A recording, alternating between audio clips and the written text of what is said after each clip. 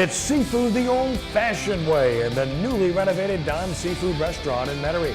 The same Landry family that served your great-grandfather is still here today, serving your family with over 80 years of tradition and taste with gumbo, boiled seafood, fresh fish, charbroiled oysters, great seasoning, and more at Don's Seafood in Metairie. And a pleasant good evening to you, and welcome to another edition of sportsNOLAtv from Don's Seafood. We're on Veterans Boulevard between Clearview and Transcontinental in Metairie. It's where you need to be as well. And we're glad you've joined us this evening to talk about any number of topics, including the NFL and the Saints, also talking about the Pelicans, talking about crowd control, and many more items with our outstanding panelists who provide you with some insight each and every week, starting with the man with a hat, former St. Torrance Small. Torrance, good evening to you. How we doing, Ken? And hello to all out there. Well, the season is over with, Mardi Gras is coming up, but before then we have Valentine's Day, and I like to send love, big love, I love you, to my wife. Our 16th anniversary is coming up Friday. I know we shoot on Mondays, so I just want to let her know, I love you, baby, and let's keep going. I'm touched. Of course, some people would say I've been touched for years, but that's another story. So that's very nice. Well done, my friend. Appreciate it. Brian Allee-Walsh of sportsNOLA.com brings you something enlightening at this point as well. Brian, good evening to you. Doctor, it's very nice to be with you guys. Go to your pocket and give your wife something that you can spend on. I'd like to just send along my heartfelt congratulations to the Schlesinger family, Mark and Tony. They have adopted a little girl by the name of Nola Ann that they brought her into their home about 6 months ago out of the Safe Haven program out of Louisiana, which is a wonderful program. Google it, Safe Haven, but anyway, congratulations to Mark and Tony Schlesinger. They have the child that they've wanted all their lives. Well done, and Coach Les doing a great job as that basketball coach at UNO, where they're competing extremely well in the Southland Conference. You can read Lenny Van Gilder's blog about that at sportsNOLA.com. Hall of Famer Rickey Jackson will impart some words of wisdom as well now. Rickey, good evening to you. Man, since he's graduating to a new family, I congratulate Pat Swithin for, he adopted a son this week, and him and Robin, that was great, just to see people that add a new addition to their family, especially at their age, adding a nice young kid to their family. You always take your hat off to guys when they do that. Yes. I want to congratulate all the people you just mentioned. That's good enough for me. Good news abounds here today. Good people doing good things. And we aim to do some good things as well when we return in a moment to talk about your New Orleans Saints and where they're going financially and personnel-wise as sportsNOLAtv continues from Don's Seafood, where the charbroiled oysters are waiting for you. So is the gumbo. What rule?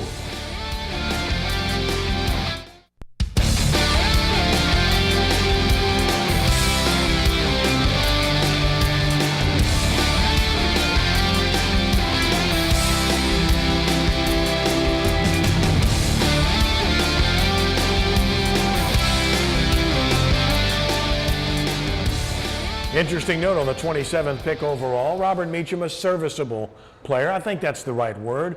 Certainly not a great player, certainly not a bust, but a serviceable player who's given the Saints some good years and some good moments. And they're hoping to get a player of that magnitude, if not one better, in 2014 with the 27th selection, if they choose to keep it and they make the pick. And I'm Ken Trahan, and this is sportsNOLAtv from Don's Seafood. Glad you've joined us to talk about the Saints and their offseason, and it's pretty interesting. Over the weekend, Sean Payton making some comments to a national service and Fox about how it's going to be difficult to make the numbers work and to keep Jimmy Graham without having to endure some pain elsewhere. We all know that already. I guess, Brian, the biggest question is where that pain is going to be endured, because clearly to get Jimmy Graham on the dotted line, they're going to have to make some moves and cut some cap space by cutting some other players. Absolutely. The numbers, they're over the cap by $11 to $13 million, depending on what service you read. There's about 5 or 6 players that they probably could take a look at and you see them on the screen right here. To me, Will Smith is a no-brainer. I love Will. He's done a great job here. That money and his production just don't match on this club. But you can go down the list here. Now, does this mean that all of these guys are going to be released? Not necessarily, but these guys know there's ways to get money out of this, and these are 6 prime examples. Really, when you look at their roster, gentlemen, there's not other places to get a lot of money other than not re-signing current free agents. These are the best 6 to go. Yeah, so looking at this list, only one I can see Pierre Thomas right now, you know, basically coming back, but I think you can reconstruct some of these guys or release and re-sign, perhaps. That'd probably be an option they can do with some of these guys, but they can't do without some of these guys and continue to have a great team, because we still have the nucleus of the team still together. Well, you know, basically, if you get rid of these guys, some of these guys on the list, and don't count against the cap, I mean, you're free to let all of them go. I mean, Pierre, you know, you can bring him back and restructure his contract, but the rest of them, if I can free that money up, we need that money real bad. I try to get me some better players. You know, Kenny, when you look at that list again, you know, you can release some guys, and these guys know this, you can release guys on rosters and you won't have to necessarily replace them. But say a Jabari Greer. Now, you can, regardless of what you think of Jabari Greer, he's a starting corner on this team. And unless they have him on their roster, another guy that can replace him, they're going to have to go. They're going to have to go find another player. And so it's kind of addition and subtraction, and that's where they are at this stage right now. I think each one's an individual consideration based upon the need in that specific area. I think when you're talking about Will Smith, I agree, that's a no-brainer. I think he's a Saints Hall of Famer. I do too. Ryan's on that committee, and Rickey is a Saints Hall of Famer, and the guy's had a great career here. I think when you look at Broderick Bunkley, you'd like to have him back because he is a big space eater and a tough guy, but at that price, there's no way, and they do have young players there, so that's not likely. Roman Harper, as I've said many times, either he or Jenkins won't be back next year. One will, one won't, in all likelihood. The most intriguing name on there is Lance Moore, because he's a Drew Brees favorite. He's a dependable guy, but he's getting up there. And he's small, and they have a couple of young guys that may be able to fill the bill, so to speak. So that's going to be an intriguing one. That could be one where they ask him to take a pay cut and he comes back. You mentioned Jabari Greer. That to me is one to watch because he's coming off of a serious injury, but that's a position of need. And the other thing about Greer is they love him in the locker room. He's a first-class guy and a tremendous influence on younger players. And because he's 31 going on 32, he might not have a lot of value in the open market. They might be able to get him to come back at a lesser price. As for Pierre Thomas, I think that he's a valuable commodity. Sean Payton values him, and again, they might be able to keep him, but only at the right price, Torrance. Yes, everything like you say, I think it depends on the price and how much space they're trying to free up. Because we do have some guys out there that they want to sign, Jimmy Graham being the main one, and we want to come in and fill in some needs as well. You know, I know we heard a little bit on the offensive line. We'd like to get some offensive linemen in there. We'd like to get another cornerback or two in there to bring in, and perhaps a receiver, somebody who can do a punt return or kickoff return. Jimmy Graham's a big piece in all of this, obviously, Brian. So what do you expect with this situation? You expect it to be protracted? You expect it to go down to the wire and get him signed, or do you think they're going to have to tag Jimmy Graham when you look at who he is and what he's accomplished? Well, there's no doubt his value to this team, but you know, I suspect they're going to tag him and continue to try to negotiate up until that deadline in July, I believe it is, Kenny. So you know, I can't see him escaping because of money. His value here, you think he's valuable here? Let him get in the open market. Then you're really going to find a battle. So the no-brainer here is to tag him and continue to try to negotiate. But if Jimmy Sexton, his agent, if they're dead set on trying to argue that he's a wide receiver and to negotiate him as a wide receiver, it definitely can become a protracted situation, Kenny. Rickey, he'll be back one way or the other. Well, he'll be back one way or the other, but you want a guy happy. I mean, I'm the type of guy, if you don't want to be here, man, I get rid of you. I don't want to make a guy be on my team if he don't want to be here, because the team first, and that's what I always feel about football. So if Jimmy Graham want to be here, and we'll work a deal out. If he don't want to be here, I trade him and get me something for him and move on. Yeah, I don't think the thing that he doesn't want to be here. I think he want to be here is at what price. And I think the thing is going to come down to the price. I think you want to be, you definitely don't want to leave a Hall of Fame quarterback to be like a Drew Brees that can get you the ball. You definitely don't want to use that. I just think it's going to come down to what price, what the Saints willing to pay and what he's willing to take. Well, the Saints are not cheap, Brian. They've proven that. No, they will pay. And a lot of times they get a bad rap from people. But remember, you don't, like Rick says, you don't want these negotiations to become contentious. And the deal is that Jimmy Graham does have some shortcomings, all right? He was taken out of some games. Was that all his fault? We could debate that. You know, they do need some outside help to take some of the pressure off of him up the seam. But so there's ways to get around this. You just don't want him to not feel wanted. And I promise you, the organization will make him feel wanted. And Ricky, where he lines up in terms of formation shouldn't make any difference about how he gets paid. Yeah, I mean, but if you consider him lining up wide as a wide out, you know, his agent trying to use that to his advantage. But my whole thing is, you make sure a guy want to be here first. And if a guy tell you he want to be here, then you work the contract out. And I think that's what the Saints do, because a lot of times guys don't want to be here. You see basketball, football. I mean, even you take a case like Chris Paul, he's ready to move on. Some guys just be ready to move on. So if a guy really want to move on, it's hard to deal with him. So you have to make sure that he want to be here. Ryan, one final point. Is it conceivable that both Harper and Jenkins would be gone? Wow. You've got Kenny Vaccaro. You know, they lost In New England. Yeah, and I know that they got Raphael Bush. Yeah, Raphael Bush. They got Raphael Bush, but they lost Kudus to Detroit. Yeah. Okay, now there's a kid that I like, but Kenny, it's one of those things. If you lose both of them, yeah, I could definitely see it too. That's why I'm asking. But you know, you're going to have to replace them because they don't necessarily have that depth on the roster. So you're going to have to come back and replace them. And you're going to hope that there's some free agents out there that you know you can go grab, or somebody in the draft you know you can grab before you make a move like that. And looking at Seattle secondary, man, they got a lot of 4th, 5th round picks that pan out to be great football players. So it don't always take, you know, like the Saints got the 27 pick. Man, you can get that up and get to 3 or 4 picks down the road, and you can find some great football players. When we return in just a moment, we'll take a look around the NFL at free agent possibilities and where the Saints' needs will lie in the draft as Sports NOLA TV continues from Don's Seafood. 80 years. This family-owned restaurant getting it done. Fresh. Best.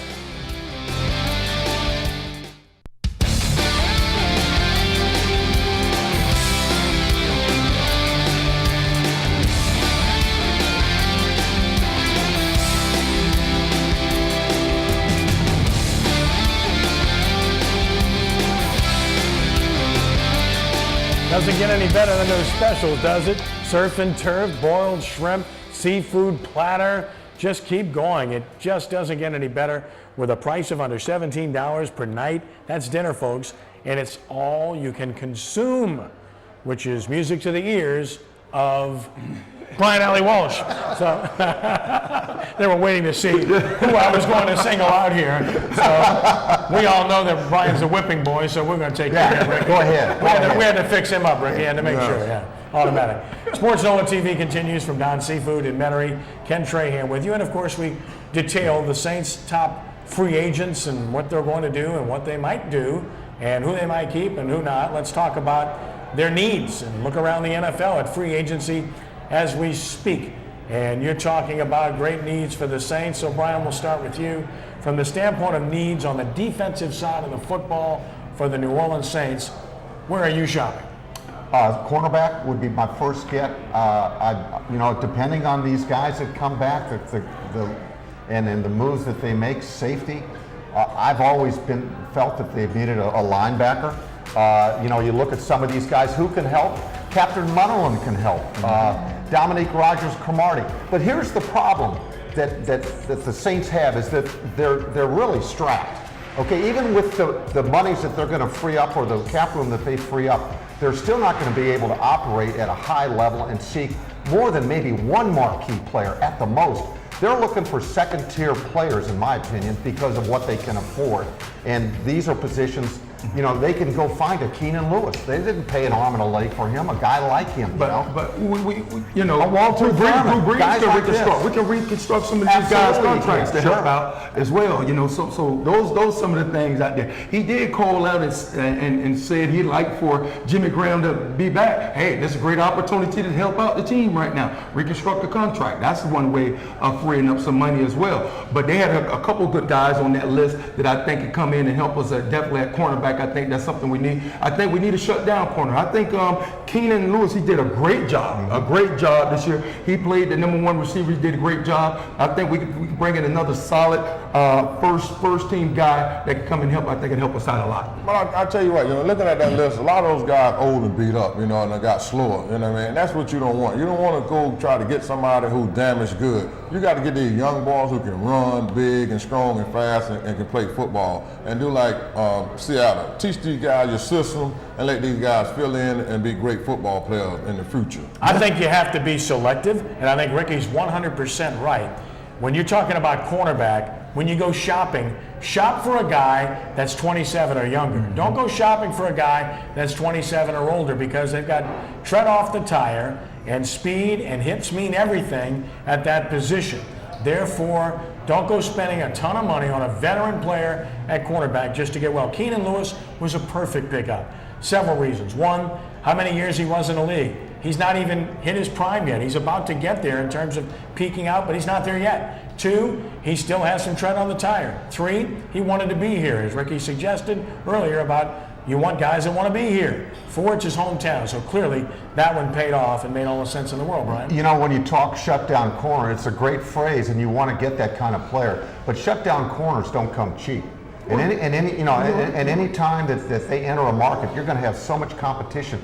And I just don't think that they can go get a shutdown corner because they can't afford it. They need players at other positions.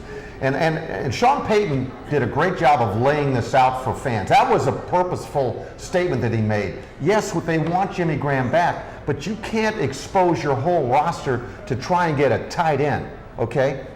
He means a lot to this club, but you can't expose your roster. You can't. We did it for Ricky Williams. Yeah, a long time ago. Yeah, and what happened to them? They're all gone. How'd that work out?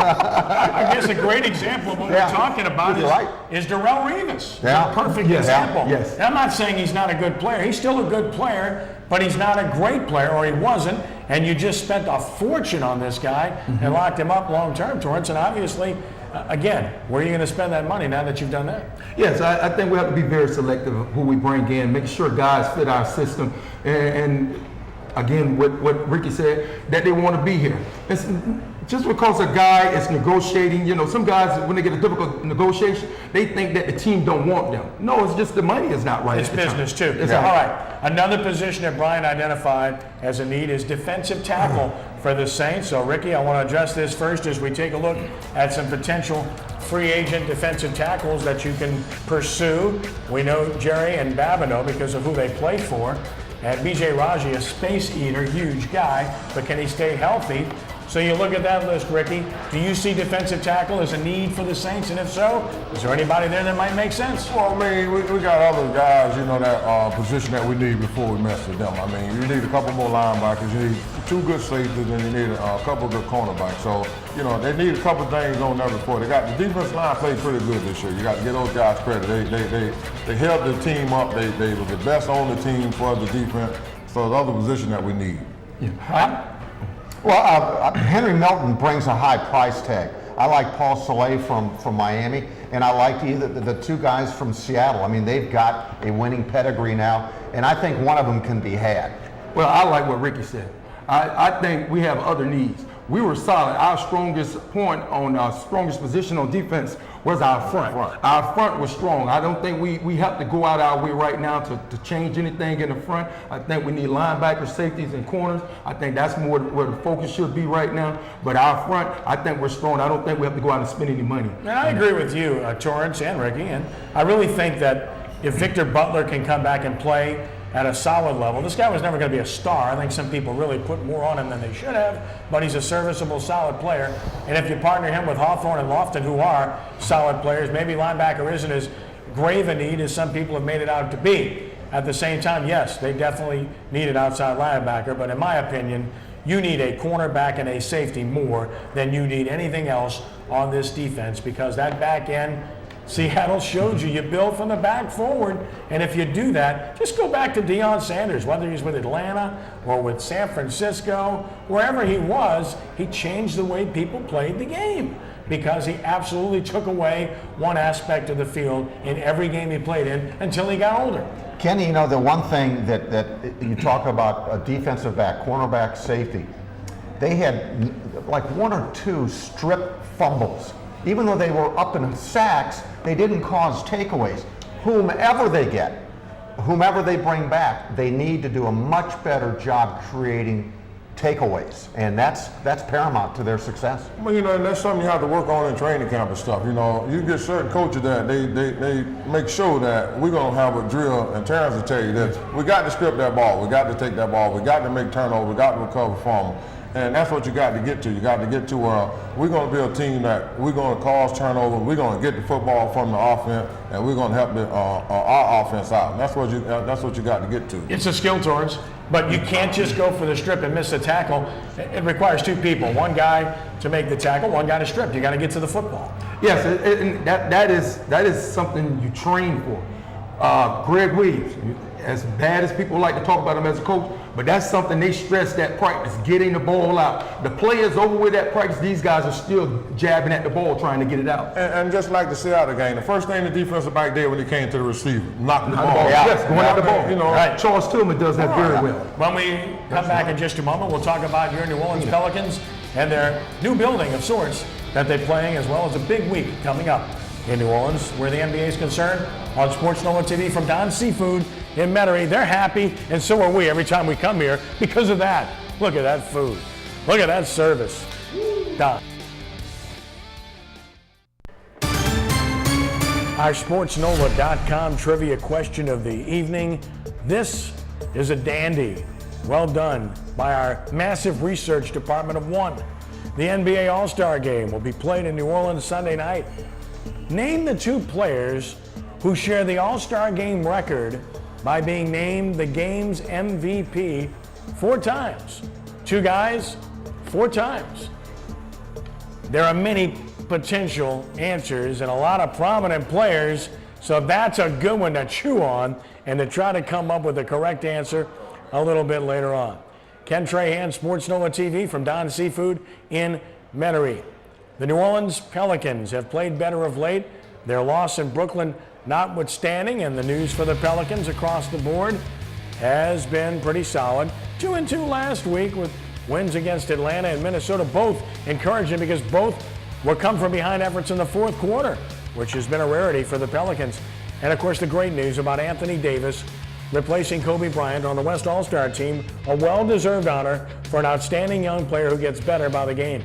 And then their games this week, long trip, but they're already on the road, so they're at Toronto, north of the border. Then they go to lowly Milwaukee on Wednesday. And as mentioned, Brian, they started the road trip in poor fashion. They scored 28 points in the first half at Brooklyn, and they came back to within 9, and it's like, where were these guys? They didn't show up. You know, Kenny, a perfect example, I think, illustration of this team and its youth is they scored 37 in the 4th quarter to beat Minnesota. Come back from a 10-point deficit. They go on the road, they're on a high, they go to Brooklyn, like Kenny said, they scored 28 in the first half. I think it's the lowest total since 05 in the first half.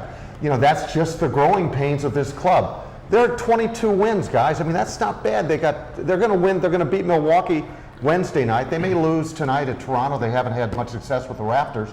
But you know what? They're hanging in. They're still 7.5 back from the 8th place team in the Western Conference right now. So you know what? Hey, well, these guys get a lot of leeway too, man. Because I mean, you're just looking at Detroit, man. How Maurice Cheek, that guy 21, man, and 29. 50 games into his coaching job, and they get rid of in a conference where he's in the playoffs right now. He's a half game out of 8th place. So these guys, I mean, they get a big leeway here with the Pelicans. So we need to turn around and make sure we win some ball games. Yes, that Maurice Cheek, They had a 2-game winning streak. It's the best ball they played. A 2-game winning streak and get rid of this guy. But we just have to, pull for these guys. They're playing, they're young, as you said. The young guys, they're playing hard. You got to look at our starting lineup. How many times that changed throughout this season? It changed a lot. Just to try to keep guys healthy and keep them to play together so we get some growth together. That's what we need, but it's just hard when guys keep going down. Anthony Davis, let's take a look at what he's been doing. This guy has just been superb for this basketball team, whether he's running the floor, whether he's posting up, whether he's blocking shots, whether he's rebounding. Look, he's a big that can run the floor, Brian. When you're a big that can run the floor, you're going to get cheap baskets like that. And this team, when healthy, they need to get out and run, but that's where he's improved the most on the offensive end. He's deep in the range on his jump shot. I'll tell you what, his confidence is soaring right now. You can just see it. I mean, his game continues to improve. He's just second year in the league. He's going to play that Friday night, the Rising Stars game or whatever they call it. He's coming back and going to play Sunday in the All-Star game. I'm so glad that he got rewarded for what's been a great 50 games.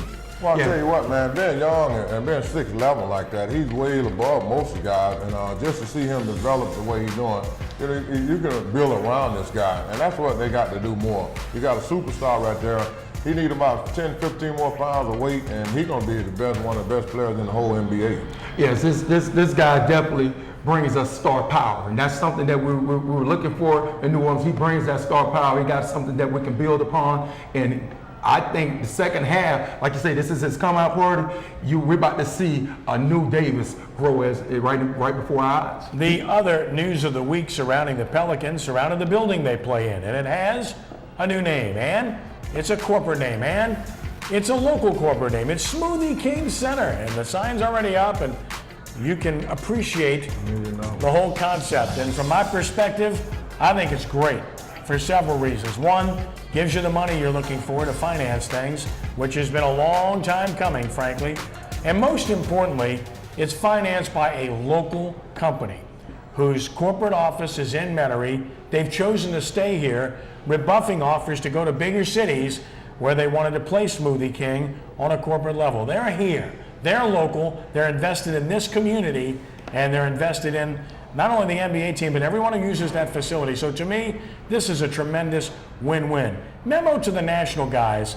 Frankly, I don't care whether you like the name Pelicans or not. We do. Frankly, I don't care whether you think Smoothie King is a great brand or a big name or not. Makes no difference to us. We're perfectly fine the way we are and very happy to be who we are. Brian? Kenny, I hope Smoothie King, maybe they could step up and help pay Jimmy Graham his contract. Since Kenny is a spokesman. I tell you what, man. Just a thought. I started off with Smoothie King. I tell you, when they first started, man, I mean, I've been with them ever since. I mean, they got great product. Yeah, Ken, well put. Now. I just think it's a win-win. I just think it's the right move. And like I said, I don't care. What does it matter what some guy sitting in the Northeast thinks or in the Northwest and making fun of a name, Pelicans? Do you know anything about the culture here at all? And with reference to the name of the building, they're all corporate sellouts, okay? It's simply a matter of profit. It's America. It's what the principles of this country are founded on. It's all about capitalism and raising money and making money and investing. And Smoothie King's not going to spend that money unless they think they're going to get something out of it. They're not just going to give money away. They're not stupid. And if they don't like it 10 years down the road, they're out. Get over it. It's that simple. By the way, I like Power Punch Plus. Kenny, Which one you Smoothie like? King Which is one you our like? Fortune 500 company. There you go. Other cities have big name companies. Smoothie King is one of our outstanding companies in this area. Yeah, we've got Entergy. Yeah. We got Freeport McMoran. We've got Smoothie King. Banana slush. Yeah. I don't know. He's trying to be a spokesman. That's the whole deal. All right. The other big news of the week surrounding the Pelicans is the fact that the NBA All-Star Game is here and all the festivities have started. Hey, they're closing the Superdome exit already off of Interstate. Be aware. The All-Star Jam Session, Memorial Convention Center, and then the Rising Stars Challenge from the Smoothie King Center. And of course, you get into Saturday and Sunday. Saturday, you have the All-Star Saturday Night, and you have the dunk contest, of course, and Sunday, the 63rd NBA All-Star Game itself, which Anthony Davis will be a part of. Well, we had this back in 2008, Brian. It's great to have it back here again. Saturday night, the National Basketball Retired Players Association is giving Dale Brown a Lifetime Achievement Award at Harris. Well deserved. Well deserved. Well deserved as well for Dale Brown, and great to have this event here. It's going to be a big And Arnie week. Philco And is- great for tourism. yeah. Great to have Arnie back too. Yeah. He's a good man. When we return in just a moment, crowd control. What's appropriate in sports on our hot seat topic as Sports NOLA TV continues from Don Seafood in Metairie, the steak, the potato, the soft shell crab. Our sportsNOLA.com trivia question of the evening. Again, a good one. You've had time to think about it. A lot of possibilities. Name the 2 players who share the NBA All-Star Game record of being named the game's MVP 4 times. I'll give you a hint. One of them has local connections. How's that? Kobe Bryant and Bob Pettit of LSU, who had a phenomenal NBA career. How many of you got that right? I wouldn't have gotten it right, and I'll be honest with you. So, I don't know. You guys? No. I don't know. Just- He got We got Kobe. Kobe. He got Kobe. He got Yeah. Kobe. Good. Rick got Attaboy, Kobe Rick. for us. Yeah.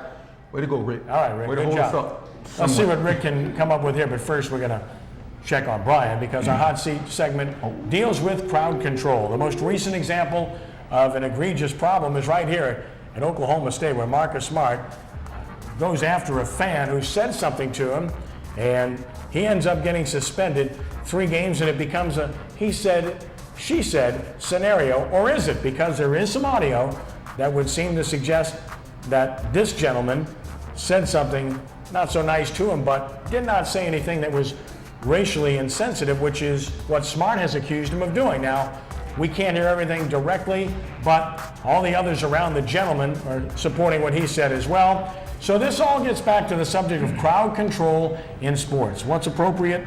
What's not appropriate? Where do you draw the line? Brian Allee-Walsh, the floor is yours. Thank you, Doctor. To begin with, college sports is unique. It's different than pro sports where you can have retaining walls and pretty much security throughout a stadium. In college arenas, it's much more closely located to the floor. So there's that proximity, that feeling of intimacy between the fans and players. To me, this is a no-brainer. Marcus Smart is 100% wrong. I don't care if Jeff Orr, the fan in question, who says he's not going to come back to Texas Tech games anymore, he's wrong.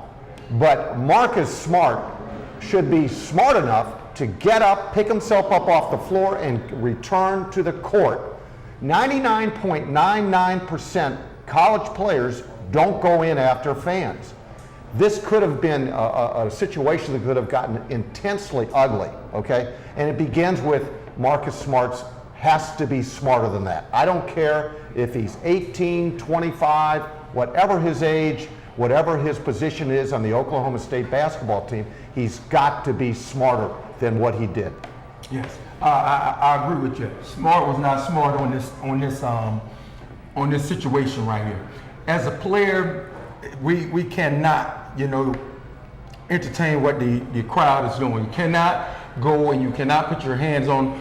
But with that said, I do think they should have some type of restrictions for the fans, definitely in college, with things they say to these young men, these kids and all. And I think a player should be able to point a guy out if a guy is saying something, guy, female, whoever it may be, out there that is saying something that's negative, if it is a racial or whatever it may be, should be able to report that to someone, whether it's to the coaches or someone that they have standing around, the security that they have standing around. They should be able to tell them and point them out, and they should escort those people out. And depending on what they've done, they should let them know that they're not welcome to come back, but be suspended for the rest of the season to participate in any games that are there. I think that's something that should be done. But you expect some rowdy things, but some things that are said, I don't think should happen. Not in games, because you have kids at these games as well. I know I took my kid to one of the Saints games. There was more cursing than anything there, and I told my wife I'm not taking her to any more games unless we're in a controlled environment, unless we're in a suite somewhere, some more controlled controlling where he doesn't have to sit and take and listen to that type of language or that type of behavior, because it is other people's space that you're invading when you say things like this, not just the players. Well, you know, looking at the fan, he apologized to everyone, and like he said, he won't come to no more games this year, but he'll start coming back next year. But you look at a guy like Smart, this guy got problems. He got anger management problems. It wasn't that incident that happened. He just, right now, he's not feeling himself, and the whole thing about it is, he's out of control, and he need to, you know, the university need to get him back under control. I don't know, you know, where his lies at, but he's been doing stuff all year long. He should have went to the NBA last year. He wouldn't have had this problem. I really think that he's more angry because he didn't go to the NBA, because regardless of what a fan do up there, that don't make you react like that. And then you go put your hands on somebody, he know he was 100% wrong. And all the way back to the bench, nobody couldn't tell him that. So it make you think of the guy who played for Blunt. You know, when Blunt punched the guy, these guys just have an anger management problem that don't come from one incident. Yes. Well, when it comes to these circumstances, it's all about the setup, and intimacy is great in sports. People want to buy the seats that are the great seats to be as close to the action as they possibly can. But sometimes intimacy is illogical, or to use another I, it's ill-advised. And it's illuminated, I'm just going to have fun with eyes, when you have a situation like this that occurs, but this isn't the first time. All you have to do is go back to the NBA embarrassment with Ron Artest and the Pacers and the Pistons. Has anything really changed? No. The intimacy is still there. There's not only floor seating, there's access to the floor easily, even at Smoothie King Center. I think about UNO and Lakefront Arena, and they have cement facade surrounding the entire building, and you really can't get on the floor. So that is protective. Now, it doesn't make for a very feasible building for other events to move things around, but it certainly provides security.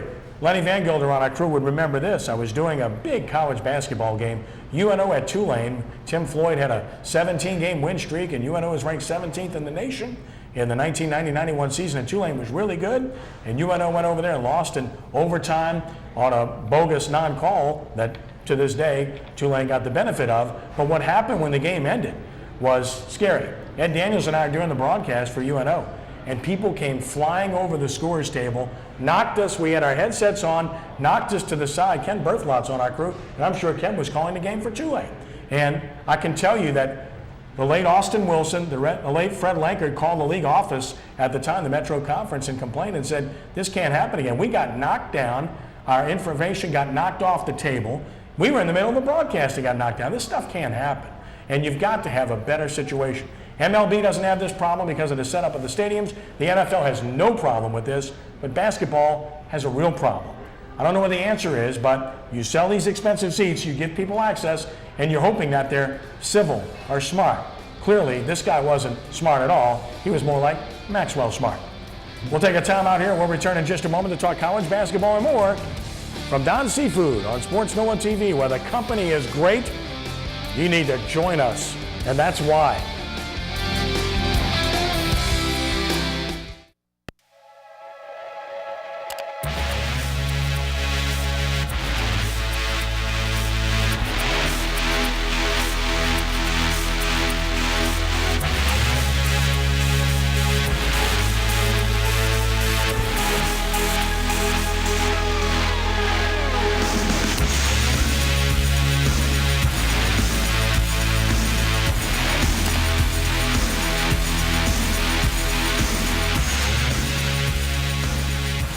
Ken Trahan, sportsNOLAtv, Don Seafood, Veterans Boulevard, between Clearview and Transcontinental in Metairie. We transition. Football, of course, is officially over. You do have arena football starting in March with the New Orleans Voodoo, but the NFL and the college football seasons won't be coming back until August, training camp in late July. So we're talking basketball, and we're talking baseball, and where college basketball is concerned, there's some good news. There's some promising signs amongst the three teams that we follow most closely. LSU on the bubble squarely for the NCAA tournament. They beat a pretty mediocre Auburn team, struggled to do it, but they did win on Saturday. They're 15-7, 6-4 in the SEC. Tulane given up for dead a few weeks ago. They're now 5-4 in Conference USA after a couple of thrilling wins against Charlotte and Marshall this past week. And UNO is a great story. Bryant mentioned Coach Mark Schlesinger earlier, and they're 6-5 in the Southland in their first year back in Division I. And they went 4-1 on a 3-week road swing in their league, which is very impressive. So, Brian, these are encouraging signs. Louisiana hasn't been prominent in college basketball in quite a few years. We're seeing progress here, aren't we?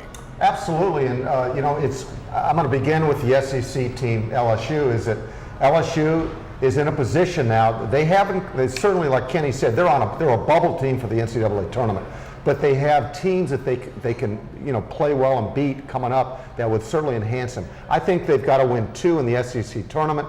They play at Kentucky, at Florida, and they've got Georgia to finish out at home.